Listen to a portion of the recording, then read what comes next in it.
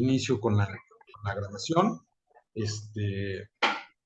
Y bueno, voy a compartir pantalla y iniciamos, ¿no? Entonces, les comentaba, esta es el capítulo 1 de la saga del Dios Perro. Como saben, pues bueno, Xolotl es como conocemos al Dios Perro en el posclásico tardío y es el nombre más conocido que tenía este personaje, pero pues bueno, no siempre fue así. Esto empieza miles de años atrás en el pasado, cuando el perro y el ser humano van a iniciar una relación, ¿no? Entonces, lo que les comentaba es que hacia el año 900 después de Cristo, vamos a reconocer en Mesoamérica, en el territorio que conocemos como Mesoamérica, que es la mitad sur de México y el norte de Centroamérica. En todos los pueblos que habitaron ahí hay un papel muy importante del perro, y en muchas de estas regiones está relacionado. Y esto tiene que ver un poco porque todas estas culturas compartieron en tiempos muy antiguos un origen común. Y en este origen común van a generar, digamos, un sistema de pensamiento que, aunque está adaptado a cada región, tiene elementos similares, y que hacia el posclásico tardío, que es el último momento de Mesoamérica, cuando el periodo de contacto con los españoles, pues ya tendríamos la figura de un dios perro que recibía un culto en diferentes culturas, pero que estaba relacionado con un mismo ámbito del universo que vamos a ir viendo más adelante. Tenemos incluso figuras e imágenes de este dios perro. Esta en particular está en Roma, es ya una figura antropomorfa del dios perro. Y bueno, pero todo esto en realidad inicia cerca de 30,000 años en el pasado, entre 26,000, 32,000 años en el pasado, en el área eh, el lejano oriente, ¿no? Y nosotros tenemos la facultad de alguna manera de regresar a ese pasado, no nada más a través de los restos mortales, digamos, de los perros, de los seres humanos, sino también por las muestras de cultura que fueron dejando o que fueron legando en diferentes regiones. Y algo que vemos desde los más lejanos principios de la cultura o de las civilizaciones humanas es esta estrecha relación entre el ser humano y los animales. El ser humano no inició siendo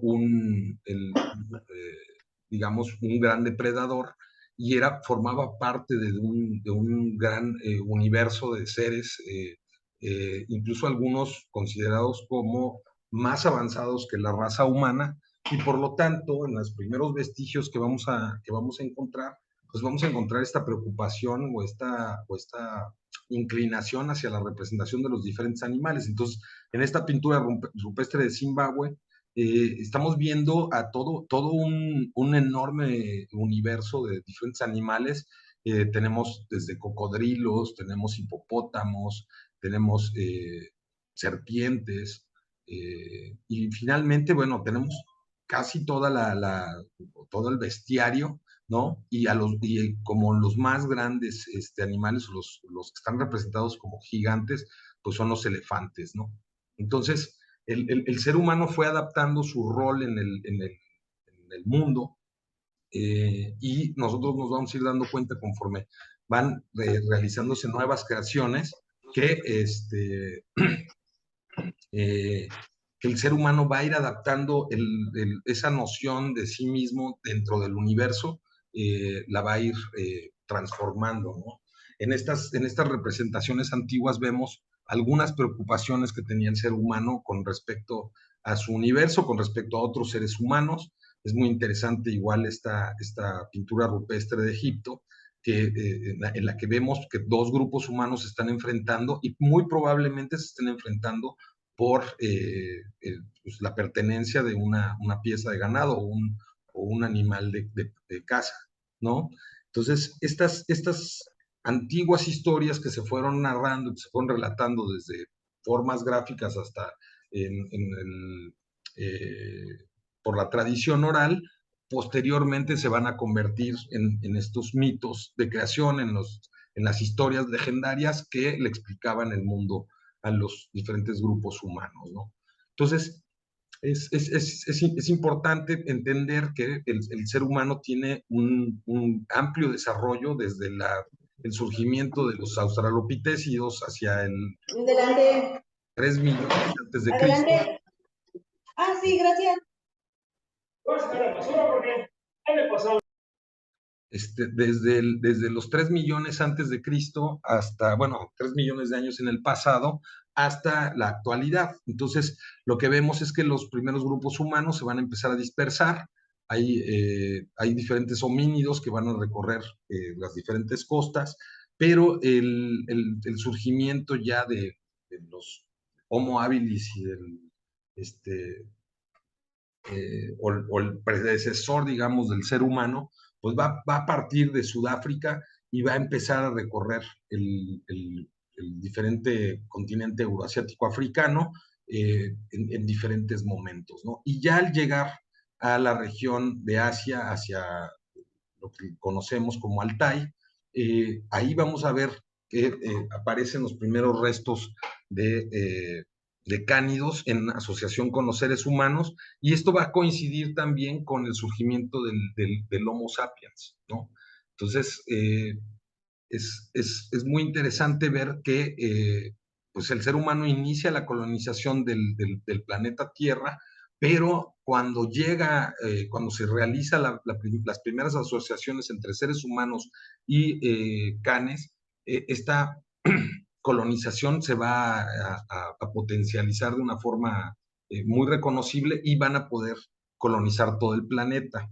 Si nosotros analizamos este mapa con este otro mapa que nos muestra la dispersión del lobo, nos vamos a dar cuenta de que ningún otro depredador le representó a otros depredadores tal reto como lo fueron los lobos. Y es que los lobos, aunque no eran tan fuertes como un oso y no eran tan fuertes y ágiles como un dientes de sable, eh, eran animales que eran sociales, tenían estrategias de cacería y por lo tanto podían enfrentarse a presas mucho más grandes y dominaron un territorio mucho más amplio que el que tuvieron otros depredadores y se encontraron en un mayor número. Entonces, la, la, se han creado diferentes teorías para decir, bueno, en qué momento ese animal tan feroz, ¿no?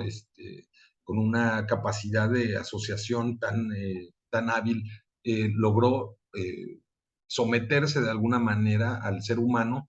Y bueno, hay que pensar que en los tiempos más antiguos, no necesariamente los lobos que fueron domesticados tenían un rol como el de los perros actuales. En todo caso, estaban equiparados a los de los seres humanos o simplemente era una relación simbiótica entre ambos, ¿no? Entonces, es muy difícil reconocer las diferencias, digamos, anatómicas de este primer proceso o de este primer momento en que el lobo y el perro, entre el lobo salvaje y los lobos domesticados, a nivel anatómico, pues es muy difícil reconocer las diferencias, ¿no?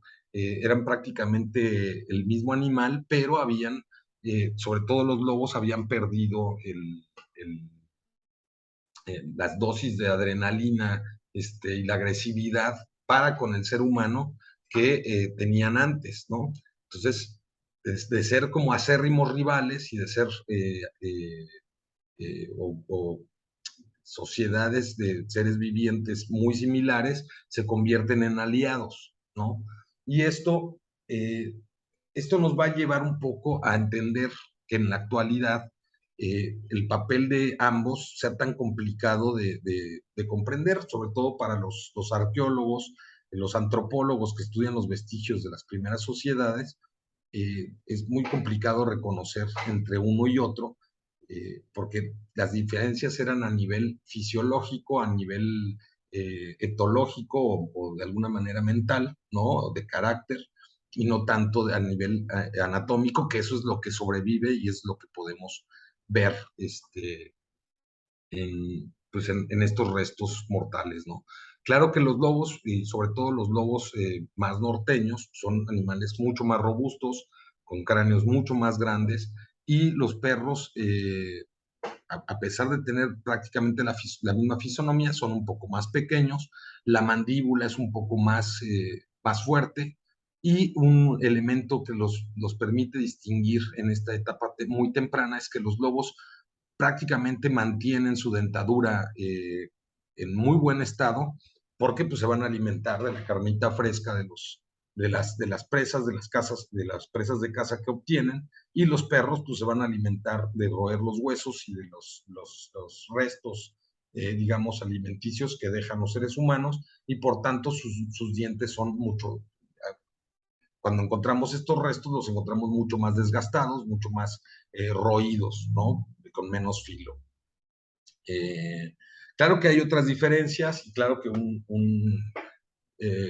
biólogo especializado o un veterinario especializado puede reconocer mucho mejor estas diferencias, pero bueno, una de las teorías que se tiene ahorita como más aceptada sobre el proceso de domesticación del lobo al ser humano es que realmente fue el ser humano el que se tuvo que acostumbrar a la presencia de lobos alrededor de él, ¿no?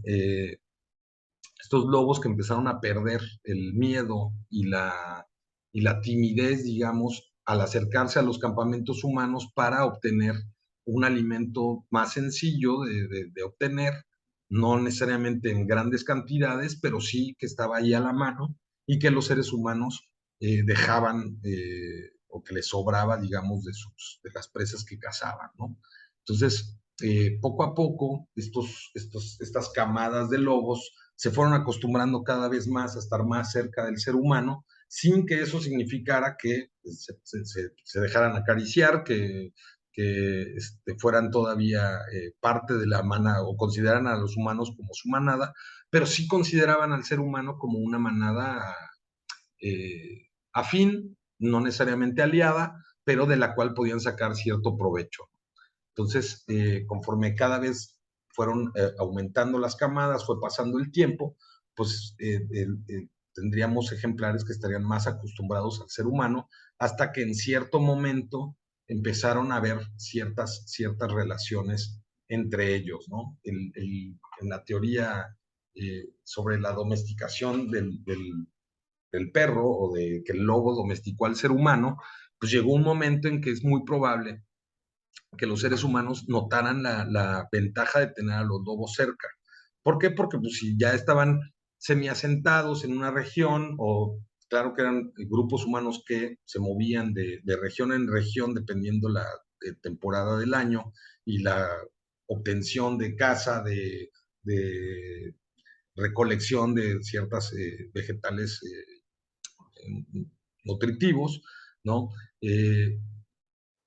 Al tener a una manada de lobos cerca, cuando un grupo humano extraño se acercara, cuando algún depredador está cerca, entonces ellos podían escuchar que los lobos empezaban a ponerse nerviosos, se empezaban a comunicar entre ellos, que se ponían alertas, ¿no? Entonces, eso era un sistema de alerta temprana que al ser humano le fue muy funcional, o le encontraron un gran uso, y entonces, de esa manera, la simbiosis entre ambos grupos se empezó a afianzar, se empezó a reforzar, y es muy probable que en algún momento entre los enfrentamientos, ya sea con otros grupos humanos o con otros depredadores, alguna de estas camadas de lobos hubiera quedado huérfana, y muy probablemente ahí ya se pudo empezar a dar ese acercamiento con el ser humano, ¿no? A partir de ese momento, cuando los lobos salvajes empezaron a sentir, digamos, las caricias del ser humano, el estar cerca de los seres humanos, les empezó a gustar eso, y entonces en ese momento empezó este binomio ser humano-perro, ser humano-can, y de ahí ya podríamos hablar de un animal diferenciado al lobo, ¿no? La cantidad de adrenalina secretada hacia el ser humano bajó significativamente, el carácter de estos perros agresivo hacia el ser humano empezó a disminuir y entonces de esa manera se dio esta asociación. Cuando el ser humano se asocia con el fuego y con el lobo, entonces ya tiene todos los elementos para colonizar todo el planeta y para sobreponerse o superar, digamos, a los depredadores más pesados que había, ¿no? Que en este caso eran las propias manadas de lobos, los osos carachata. Aquí vemos un poco la fauna con la que se tuvieron que enfrentar en aquel tiempo la pareja de seres humanos junto con los perros, contra pues, el lobo carachata, los leones prehistóricos, o el esmilodonte, osos, pumas, jaguares, incluso tenemos pues, el perezoso gigante, en fin, era una fauna, la megafauna, estos animales mamíferos de gran tamaño, pues en algunos casos eran competidores del binomio ser humano-perro por los recursos del medio ambiente, o bien se convertían en presas de caza que significaban alimento, ¿no? Entonces, pues rápidamente el perro tomó su lugar junto con el ser humano para, digamos, en el momento en que el ser humano tiene a su disposición el fuego y tiene a los canes como sistema de alerta temprana y como apoyo en la cacería, pues van a hacer a un lado a los grandes depredadores, ¿no? Y bueno, este tipo de asociación evidentemente tuvo una repercusión en los seres humanos, en la forma de vida de los seres humanos, y empezó a crear una cosmovisión ligada de alguna manera, porque se dice que cuando los seres humanos adquirieron el fuego y adquirieron la seguridad que les daban los perros, adquirieron también la capacidad del sueño profundo y de las grandes conversaciones que se daban alrededor del fuego. Pues ya después de todo un día de trabajo, de haber estado cazando, los seres humanos se podían sentar alrededor del fuego a platicar historias. Ahí se empezó a desarrollar el lenguaje, se empezaron a poner nombres a las cosas que fueron encontrando, a los animales, a los cerros, a los ríos, y de esa manera empezó a surgir ya toda una cosmovisión, porque evidentemente empezaron a preguntarse de dónde venían, hacia dónde iban, de dónde venían los demás seres y la geografía, digamos, sagrada que había alrededor de ellos, ¿no? Y seguramente una de las grandes preguntas que siempre se hicieron, pues fue ¿a dónde se iba en una vez que se moría la gente, ¿no? Entonces vamos a encontrar que algunos de los primeros restos de asociación entre perros y seres humanos se dan en entierros de perros, ¿no? No necesariamente los primeros entierros de perros fueron o son el reflejo, digamos, de un cariño o de un vínculo. Los entierros tienen también un sentido práctico, que es el de, bueno, pues si es una persona con la que conviviste toda tu vida y se muere, deshacerse de ella es algo complejo. O sea, eh, evidentemente cuando morimos nos descomponemos, eso atrae cierta fauna que empieza a eliminar los restos carnales y mortales de los seres, y eso atrae mal olor, y bueno, entonces la práctica de enterrar a los muertos, pues tiene que ver con esto, ¿no? Con no atraer más pues este malestar que podría crearse alrededor de los seres muertos, ¿no? Y vamos a encontrar que a los perros también los van a enterrar, ¿no?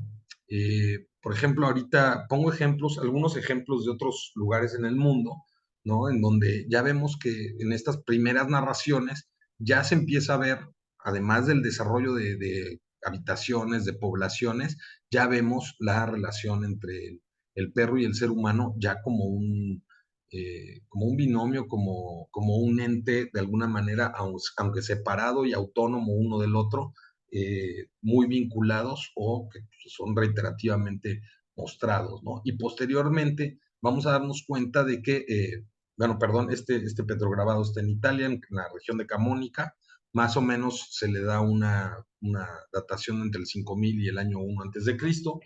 Les cuento que es muy complicado y hasta la fecha es muy difícil saber fechar la pintura rupestre y los petrograbados.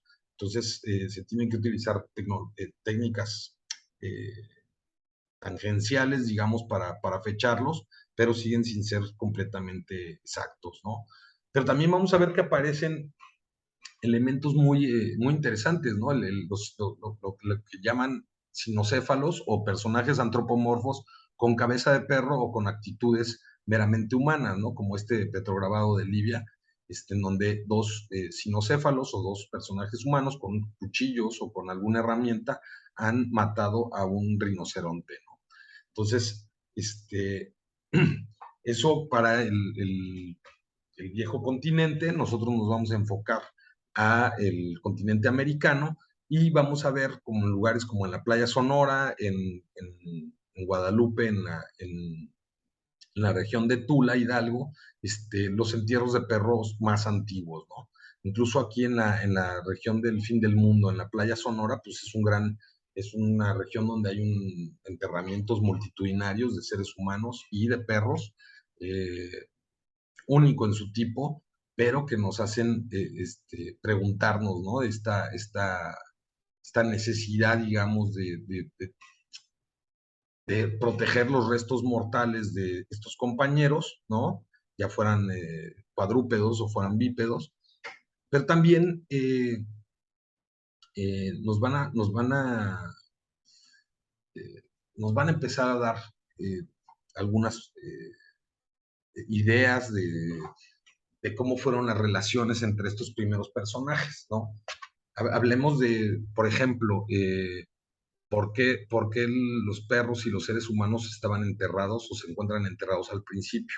Entonces, muchas veces se habla, por ejemplo, de que se sacrificaba un perro para que acompañara a su dueño en el más allá. Entonces, en aquel tiempo, pues yo creo que es mucho más fácil o se cree que es mucho más sencillo que al enfrentarse un ser humano a una experiencia de muerte lo suficientemente peligrosa, si tenía ya un compañero, un perro compañero, es muy probable que el perro peleara hasta la muerte antes de ver muerto al ser humano, ¿no? Entonces, muchos de estos entierros en los que encontramos tempranamente a seres humanos con perros y si esta muerte fue violenta sobre todo, pues es muy probable que el perro haya muerto más bien en el combate que el que haya sido sacrificado para acompañar a su dueño, ¿no? Pero estos restos, evidentemente, con el paso del tiempo en Mesoamérica, bueno, y en toda América, al hacer excavaciones, al llegar a ciertas poblaciones y empezar a explorarlas, pues los seres humanos empezaron a encontrar con estas prácticas y quizá de esa manera también se empezó a desarrollar todo el pensamiento alrededor del perro, el ser humano, su origen y su destino final, ¿no? Aquí tenemos un mapa que no está muy actualizado. Necesitaremos conseguir un mapa más actualizado o empezar a actualizarlo poco a poco de los vestigios más tempranos de perros que hay en el continente americano. Esto para los biólogos yo no lo voy a tratar de manera exageradamente profunda, ¿no? Pero les han permitido saber qué tipos de perros fueron los que entraron al continente americano y cómo estaban relacionados de alguna manera unos con otros, ¿no? En el caso de Mesoamérica, bueno, pues vemos que hay restos de perros, también este mapa de Raúl Valadez del 2014, pues ya está un poquito rebasado.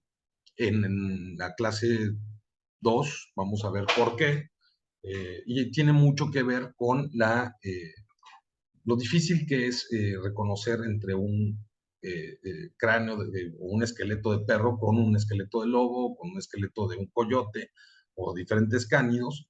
Y entonces muchos de los hallazgos que se encuentran normalmente, bueno, se enfocan un poco más en los vestigios culturales como puntas de flecha, cerámica, cestería, y de repente pues encuentras en los reportes que dice y restos de un mamífero, ¿no? probablemente un jaguar, probablemente un perro, probablemente un lobo. Pero también hay una necesidad de los arqueólogos de encontrar el exotismo en todo, entonces muchas veces están confundidos estos vestigios, ¿no? Aquí los estudios de Raúl Valadez, bueno, nos va a enseñar las secciones de los cráneos, la parte de los, digamos, la anatomía de los cráneos de los cánidos, y aquí es donde vamos a ver lo complicado que es reconocer o distinguir entre el cráneo de un lobo, el cráneo de un coyote, el cráneo de un perro. Les digo, lo más fácil para alguien que no conoce el tema, pues es en la dentición, estás viendo hábitos de vida y no tanto anatomía del animal en cuestión, ¿no?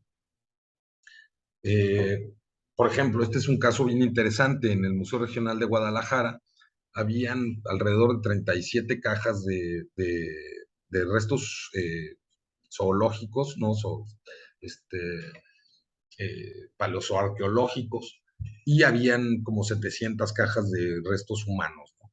Entonces, bueno, de los restos humanos se realizó un trabajo de décadas, se ha realizado desde los 70, se han estado clasificando, se les estudia si son dolicocéfalos, si son braquicéfalos, si son mesocéfalos, los cráneos, si tienen mutilación dentaria, si tienen deformación craneana, pero no sé, bueno, y algunos tienen patologías, otros tienen intervenciones quirúrgicas como trepanaciones o como que se les sanaron ciertas heridas o fracturas, pero las cajas que teníamos de perros, pues realmente no estaban como muy bien, pues nadie las había estudiado. Apenas en 2019 mandamos estas 37 cajas a Cuernavaca para que se les hiciera un estudio, y lo que sí podemos ver es que pues de esas 37 cajas, pues probablemente el 90% fuera de perros, o sea que de ahí va a haber una muy buena, va a salir una muy buena información en un futuro cercano, esperemos, ¿no? Y lo que sí podemos ver es que en algún momento, esta colección era del ingeniero Federico Solórzano, y él al fotografiarlos, estas fotografías son muy antiguas, tienen tapados los números de inventario por cuestiones bueno, así se tienen que tratar las colecciones, pero que ya estaba tratando de entender las razas que habían, o los tamaños de perro, y pues un poco de sus características, ¿no? En la actualidad, algo que yo todavía no lo alcanzo a comprender del todo, ¿no? Y es cómo se van a diversificar los distintos tipos de perros. Se sabe o se dice que a América llegaron el tipo 1 y el tipo 4, ¿no? Y que a partir de estas dos razas se generaron todas las razas de perros americanos que hasta la fecha subsisten, y en particular se dice que del tipo 4 va a surgir el Xoloescuintle, o se va a desarrollar. Es probable que tengan mezclas y combinaciones entre ambas, y que además se hubieran subdesarrollado en otras, ¿no? Es muy complicado saber cuántas razas hay, y yo sé que entre los criadores caninos existen como muchos debates y existe mucha polémica sobre los tipos de razas, sobre digamos, como las características que debía tener cada uno de esos perros. Y desde mi muy particular punto de vista, pensando en un desarrollo de por lo menos 4.500 años que duró Mesoamérica, más los 7.000 años que estos grupos humanos fueron cazadores recolectores, pues seguramente se debieron haber sucedido diferentes razas o diferentes tipos, se deben haber privilegiado ciertos fenotipos de perros, ciertos tamaños o ciertas características sobre otros en diferentes condiciones que servían para los diferentes grupos humanos que tenían diferentes hábitos, ¿no? Entonces, de mientras, hasta este momento, pues se conocen, además de los lobos y los coyotes, se conoce que había cruzas de perros con lobos y con coyotes, se conocen los xoloescuintles de talla grande, ¿no? Los escuintles de talla grande, los de talla mediana, el Malix en Yucatán, que era un perro de hocico chato, que es muy difícil encontrar ahorita fotos del perro como debió haber sido originalmente, ¿no? El Tlachichi, el Xoloscuintle pequeño, y por ahí hay hay un Iscuintepostli o perro de bronce, ¿no? Que está en las crónicas, el doctor Hernández lo reporta, y pues, que es un perro más bien fornido, muy medio jorobado, pero pues tenemos solamente un dibujo, ¿no? Bueno, aquí lo estamos viendo en relación a diferentes esqueletos que se han encontrado en contextos arqueológicos controlados, como la pirámide de la Luna en Teotihuacán, el Templo Mayor en Iztapalapa, otra vez en el Templo Mayor, en la región de Santa Rosa, Chacmol, en Quintana Roo, para los que están en la península de Yucatán, Iztapaluca, Templo Mayor, ¿no? Pero además de eso, bueno, tenemos perros en Michoacán. Les digo, toda esa colección Solórzano debe haber sido de la región de Colima, Nayarit y Jalisco, predominantemente, y Michoacán también. Entonces, más todos los perros que no se han reportado de manera contundente en diferentes excavaciones arqueológicas, ¿no? Ya en el siglo XVI, con Fray Bernardino de Sahagún, que era un cronista, un misionero cronista español, que había estudiado en Salamanca, que tenía una formación académica muy interesante, llegó al continente americano y su tarea era estudiar y registrar las diferentes prácticas sociales, visiones del mundo, prácticas ceremoniales, los materiales útiles, los gremios, y entre ellos, pues bueno, él hizo un registro de las diferentes razas de perro. Eh, estos nombres sobreviven, como el del Chichiscuintli o el perro peludo. Iscuintli significa Istli obsidiana, Quintli, no, Istli diente, Quintli obsidiana significa, no, perdón, Istli obsidiana, Quintli diente, dientes afilados como obsidiana. Entonces, en realidad el nombre era una más bien asociación hacia la característica del animal, ¿no? Y sí, tanto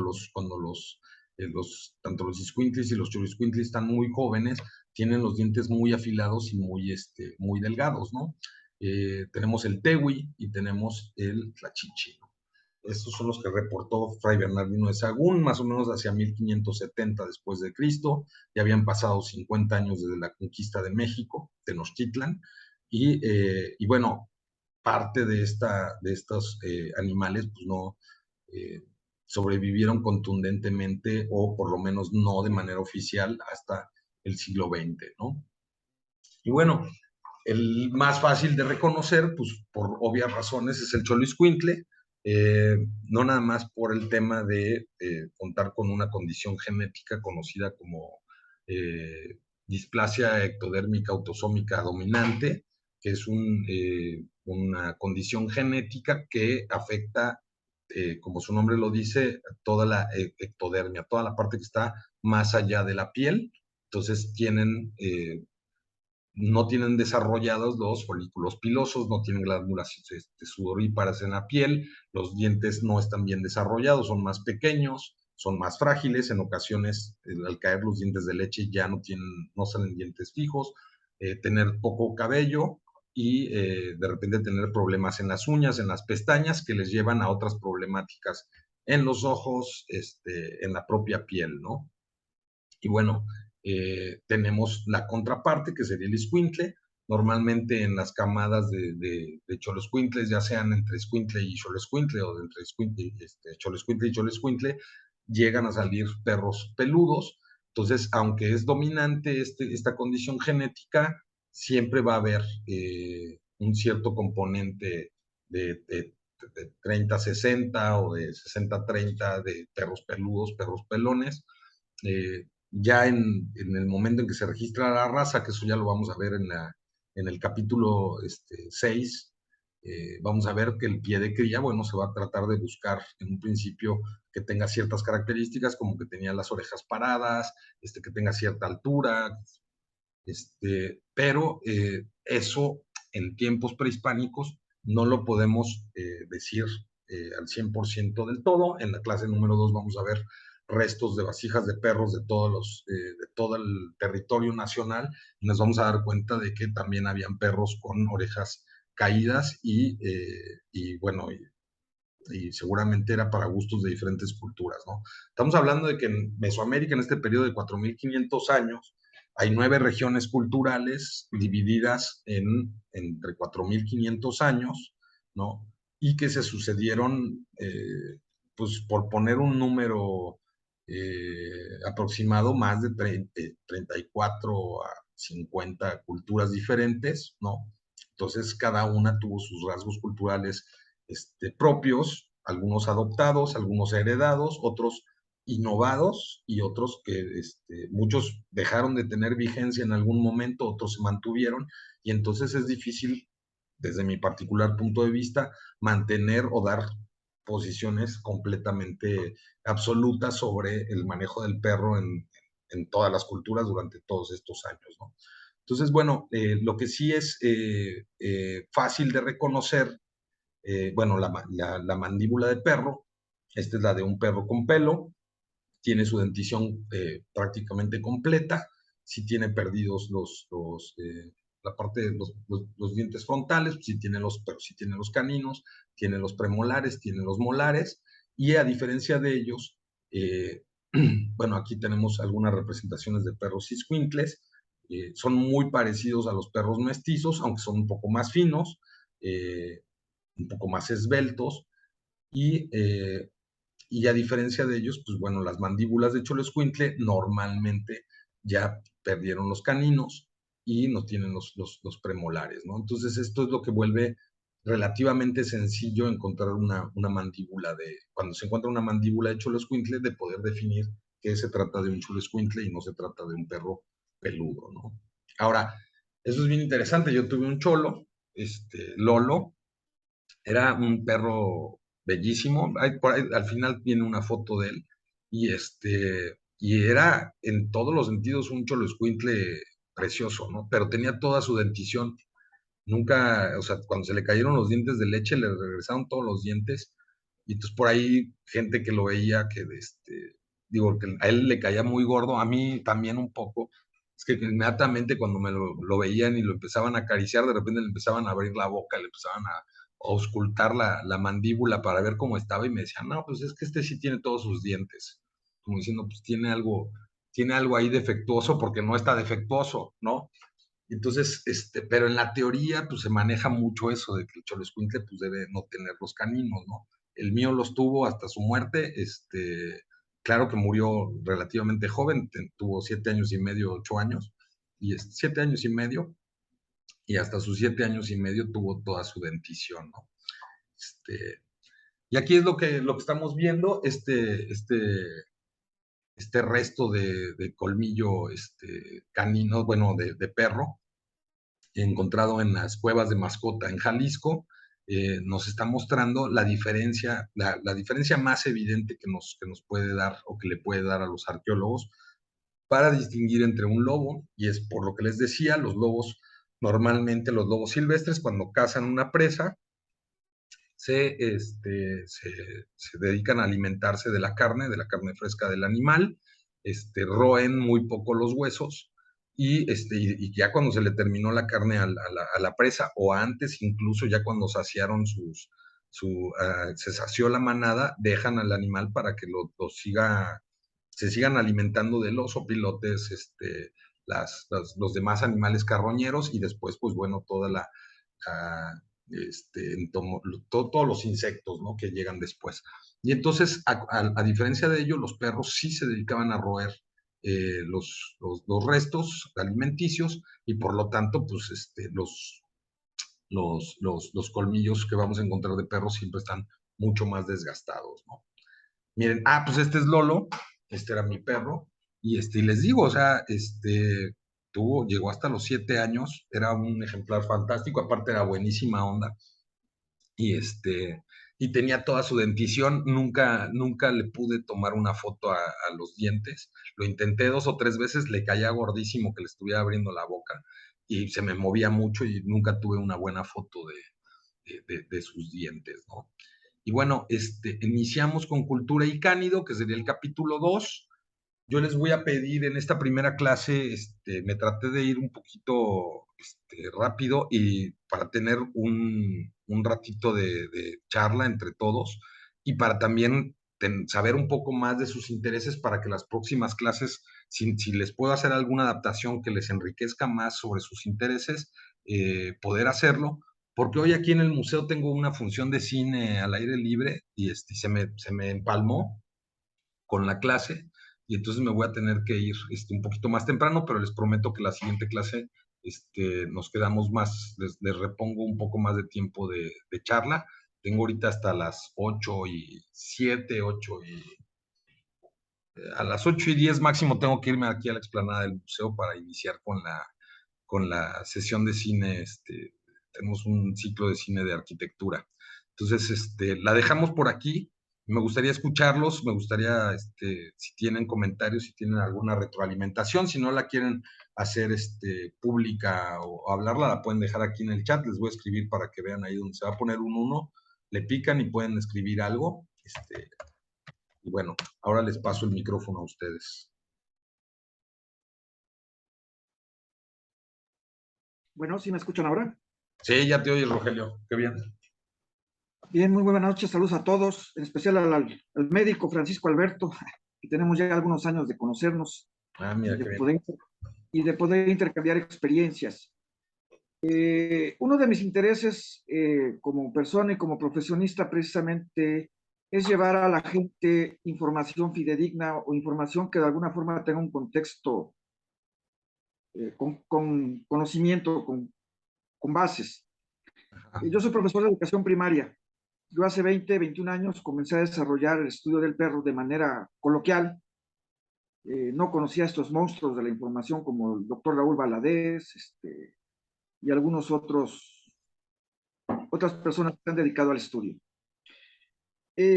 Yo me enfoco más sobre el mito del animal en relación a que desafortunadamente la cultura del mexicano es de oídas, nunca aporta o da elementos o sustentos para demostrar que lo que dice pues tiene bases.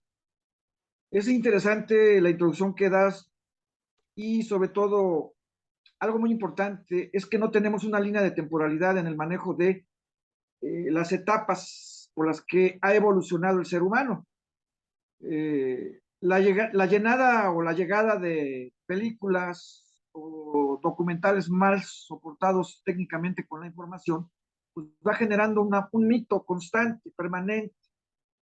Y esto de alguna forma, la gente no lee, no le gusta leer, la gente no estudia.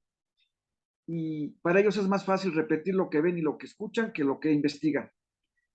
Yo me he enfocado casi 20 años a trabajar piezas de cerámica. He de confesar que hace 20 años no había en el mercado la variedad de piezas que se encuentran hoy.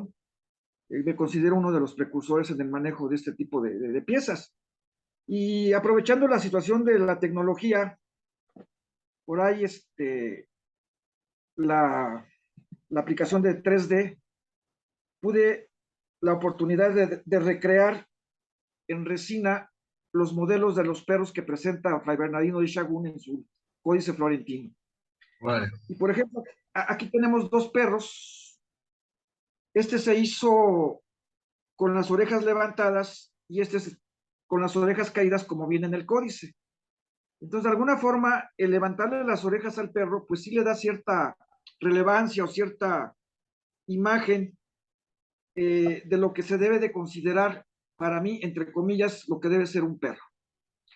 Vuelvo a la misma situación, la temporalidad no la tenemos establecida, las especulaciones que se hablan o las hipótesis que se hablan en relación a la conexión del ser humano con el perro, como lo comentabas al inicio, pues son hipótesis de alguna forma que se recargan en alguna información a través de cerámicas, a través de pinturas, a través de testimoniales.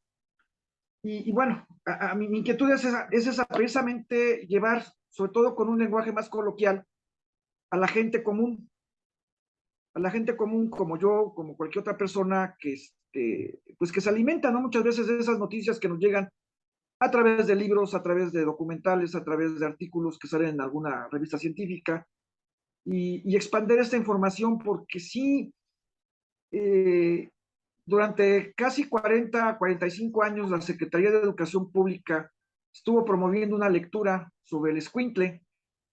Esta lectura la escribe un señor llamado Leodoro del Valle, que era salvadoreño y después nacionalizado mexicano, que incluso creo que fue rector en la universidad, en donde da una serie de información que ya no corresponde al contexto del siglo XX. Entonces, estamos hablando de casi más de 2/3 de la población mexicana que ha crecido con esa idea referente al perro, que se comían, que no ladraban y que eran compañeros del viaje del mundo azteca, ¿no? Principalmente la gente enfoca al perro Xoloitzcuintle como perro azteca, cuando realmente es un perro oriundo del occidente de lo que es México actualmente. Y también hay mucho conflicto de interés en el sentido de cómo se debe de traducir la voz Xoloitzcuintle. Hace 20 años por ahí había un concepto muy rimbombante, ¿no? Que incluso decían que era paje del inframundo y no sé cuánto rollo. Pero si nos vamos realmente a los vocablos sencillos del náhuatl, Xoloitzcuintle, la acepción más común sería perro viejo o perro arrugado, de acuerdo a un diccionario náhuatl que por ahí me chuté. Entonces se da toda una serie de informaciones que van descontextualizadas y que la gente a veces no dimensiona. Y que, por ejemplo, también esos últimos 15, 18 años, el bombardeo con las películas, con la famosa película de Coco, ¿no? Claro. Donde de alguna manera esta película viene a mitificar más aún la imagen del perro. Y bueno, a grosso modo esas son mis inquietudes, ¿no? De dar a conocer a la gente, sobre todo a los niños. Ya no hay que trabajar para los adultos como nosotros, hay que trabajar para los niños. Claro. ¿Por qué? Porque los niños de alguna manera son receptores de la información que como adultos les vertimos.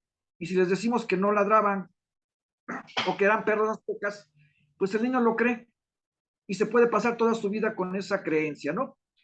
Y pues yo agradezco mucho este espacio, estos minutitos, porque también ya te vas, y hay que ceder el micrófono. Y seguimos a sus órdenes. Muy interesante la plática y sobre todo pues que das elementos, ¿no? Me mencionas, no sé, creo que fuiste parte de las personas que hicieron la exposición en Oaxaca sobre el Cholo, el viaje al compañero de viaje. Yo tuve la oportunidad de estar aquí en la exposición que hubo en el Museo del Carmen. En el Carmen, sí, sí, sí. Es la Y misma. se dieron una serie de pláticas virtuales, dado la pandemia que se generó. Y una plática que me generó mucha inquietud fue lo que la directora del museo, no recuerdo el nombre de la licenciada, Eva Ayala. Ella aseguraba de manera categórica que el perro tuvo una persecución implacable en la época de la colonia, ¿no? Y realmente tratando de investigar y acercarme a la gente que he conocido a través de estos años, no me resulta a mí una situación con sustento. Hay que recordar que la construcción de la Nueva España, como bien lo mencionaste hace rato, tardó más de 60, 70 años en edificar una zona ahí, lo que fue la antigua Tenochtitlán, y 300 en colonizar de alguna forma y secar el lago de Texcoco. Eso Entonces yo creo...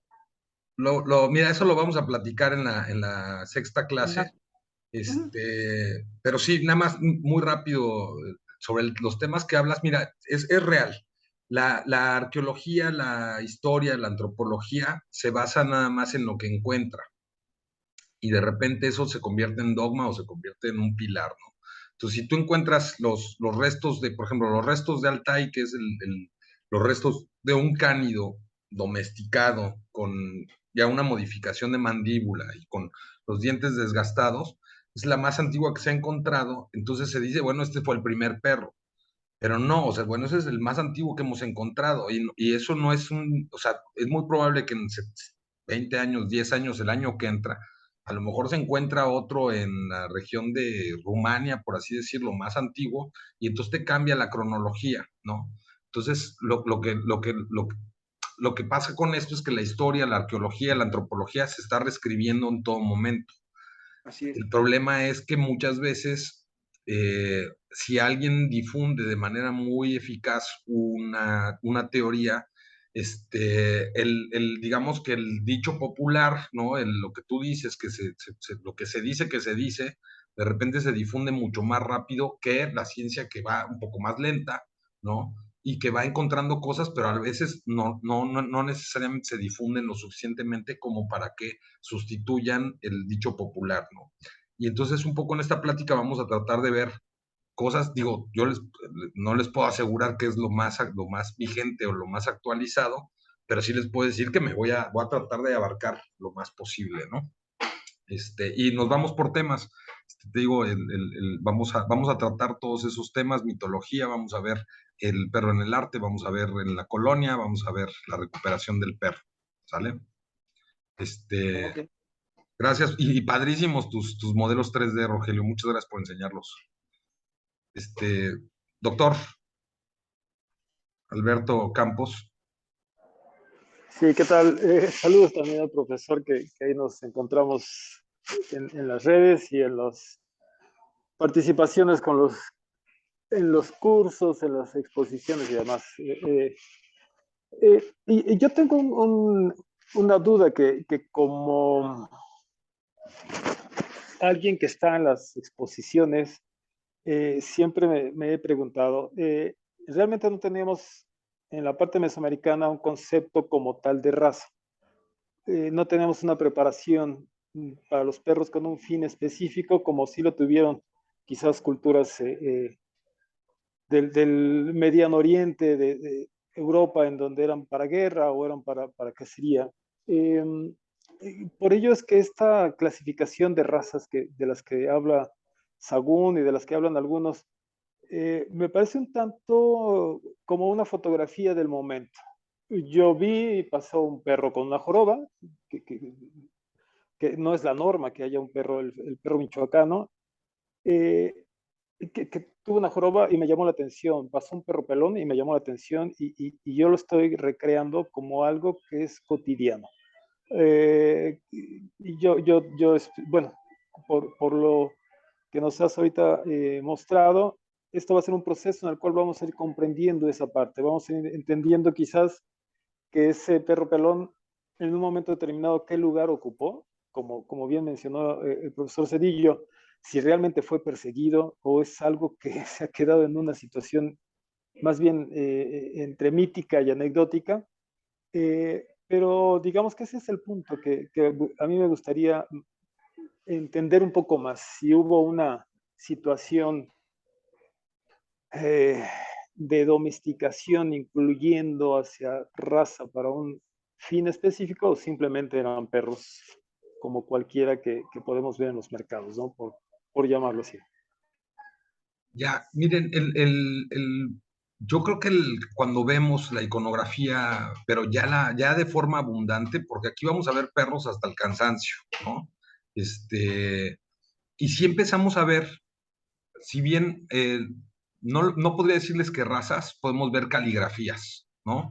O sea, hay un estilo de representación mixteco, hay uno maya, hay uno zapoteco, hay uno mexica, hay uno totonaco, que tienen características similares en algunos sentidos, pero de repente sí vemos, por ejemplo, digamos que en el perrario de los códices mixtecos, vemos un perfil muy similar, pero vemos que hay manchados, hay de color oscuro, hay de color claro, hay con patrones, sin patrones.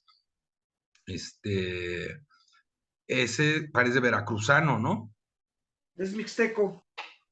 Ah, caray, ese no lo conocía, la verdad. Ah, ok, Sí, con el... incluso este Rufino Tamayo, cuando hace sus pinturas sobre perros, plasma más o menos este tipo Sí, claro, del perro. Y ya. bueno, esto fue una reproducción de una pieza incompleta que por ahí nos prestaron y ya nada más la recreamos. Ah, Pero de mira. alguna forma, la pieza original sí traía la cabeza completa. Órale. Sí, pues lo que vemos es que sí hay sí podríamos, si sacáramos perros de todos lados. Vamos a ver en la siguiente clase por qué es tan difícil o por qué de repente los arqueólogos no se atreven a decir perro, ¿no? Esta es la figura de un perro. Muchas veces el arqueólogo te va a decir, de un mamífero, probablemente un perro o un jaguar, o un conejo o un venado, y de repente se pierde. Pero ya cuando entremos de lleno a la parte de la mitología del perro, entonces vamos a ver que hay una serie de rasgos asociados. Entonces, a lo mejor fisonómicamente hablando, cuando vemos uno de estos animales, a lo mejor no lo podemos distinguir tan fácil de otros mamíferos, pero cuando lo vemos ya en el contexto, si está asociado a ciertos elementos, entonces ya nos habla que es mucho más fácil que sí sea un perro o que no lo sea, ¿no? Entonces, pero eso lo vamos a ir viendo. Yo la verdad sí creo que debieron haber habido razas, pero no a lo mejor no en el sentido más occidental de la palabra, pero sí pensemos que una misma raza de perro en diferentes lugares, por el calor, por el frío, por la altura, por el tipo de alimentación, pues seguramente empezó a adquirir ciertos rasgos y por el simple hecho de que se estuvieran cruzando entre ellos, fueran dando unas ciertas características de la región de Veracruz, de la región del occidente, de la región centro, del área de Yucatán, ¿no? Y que eso, pues los españoles al llegar aquí a lo mejor no lograron distinguirlo, y además, como los perros europeos que ya traían y que además sí ya habían prevalecido, digamos, pues los mastines, los labradores, que eran perros más fornidos, pues a final de cuentas terminaron superponiéndose a los perros, ¿no? Pero eso lo vamos a ver perros de todos. Yo creo que porque no nos vamos a quedar nada más en los perros de Occidente, que es creo que en lo que siempre terminan las pláticas sobre perros. Yo les voy a mostrar ahí perros de todos lados, de colecciones de todos los museos de la República, y al final pues ahí lo platicamos y vemos si cambia un poco su visión, si la refuerza, o si o incluso si está equivocada, pues con todo gusto para modificar estas clases, ¿no? No sé si nos quieran decir algo ya final, porque me tengo que salir corriendo. Les pido una disculpa nuevamente, pero Fabiola, muchas gracias por acompañarnos. Como siempre, es un gusto verte. Doctor Alberto, también qué gusto conocerlo. Rogelio, ya habíamos intercambiado alguna vez alguna plática, pero no le dimos seguimiento por diferentes condiciones, pero qué bueno que nos encontramos y qué gusto verlo. Sayuri, también, muy Buenas padre noches. tu Muchas tlacuache. gracias. Gracias. Hasta luego. Entonces nos vemos el jueves que entra, 19 horas. Inviten más gente aquí a ver para armar la discusión más grande. Va. A Gabriel Mestre. Pues a ver si quiere venir, pues es que él también ya ya tiene sus ideas, ¿no? Y es de los grandes, quién sabe si quiere acompañarnos, pero si quiere aquí, con todo gusto. Los dioses no bajan. A ver. Bien, entonces Hasta muchas luego. gracias, les agradezco mucho y les deseo una muy buena semana. Nos vemos aquí la semana que entra. Hasta luego. Nos vemos, doctor. Hasta luego. Gracias.